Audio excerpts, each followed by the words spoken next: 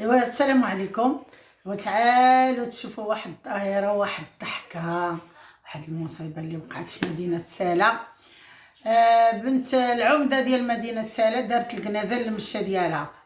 واش ظهر لك بنيتي؟ قولي لي اش ظهر لك في هذه المصيبه؟ انا بعدا صدماتني. صدماتك؟ وهادو راه شبعوا فلوس، وراه ودوك الفلوس بنيتي سيري خرجي لباب الخميس وفرقيها، راه الدراوي واش موجودين، ولا سوق الغزير راه الناس تما مساكن تيبيعوا غير حويجات، نهار يجيبوا 1000 فرنك ونهار ما يجيبوهاش. ولا تمشي لسهب القايد ويه ولا طلع لتابريك تعطى الله. الدراوي في كل بلاصه وخروبه.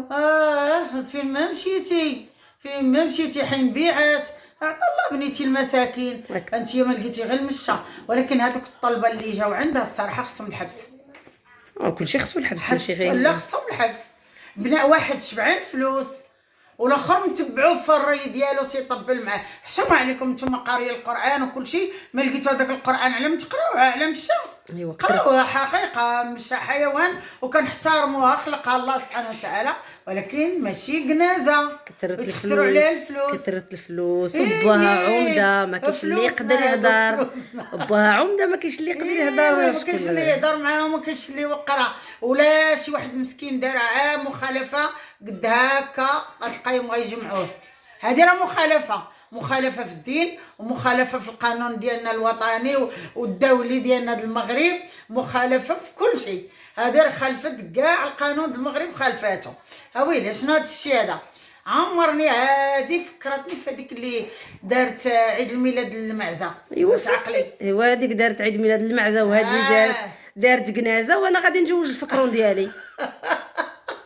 وجوجي اختي الفكران ديالي، ولا اش غنقول لك، انا ما عندي حتى حيوان في الدار. ونجيبوا نقافه ونديروا ونجيبو العماريه حنا ونديرو الدقيقيه ونديرو الدنيا.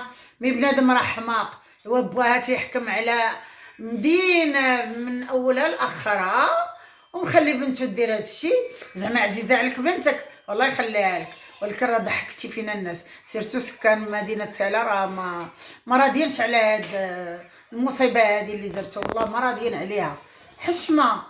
حشمه وضحكه. ما انا داكشي تنسمع فيه ولا شفتي فيه، ولكن ما صدقتش، ما عرفتش شنو كاع بعدا، والله ما عرفت هذاك التخربيق هذاك المشى ما المشى.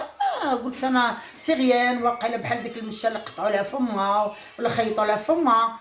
ايوا هذه الجنازه يا لاله، الجنازه الكوار وما داروهاش. الكوار تيهتموا بزاف بالحيوانات، ولكن تيديروهم تيداويوهم تيدفنوهم الصراحه، مي بصح ماشي بهاد الاشعارات هذه وهاد المصيبه هذه.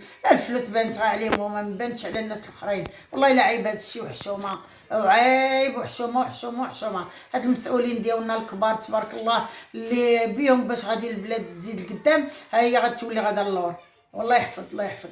المهم وسيروا تعزيوها، انا قلتها لكم سيروا تعزيوها، الله يرحمها مسكينه. الله يرحم مشيشتها. انا راه غنمشي للمغرب غندير لها شي قوالب السكر ونمشي نعزيهم. الله يحفظ، تحياتي للجميع.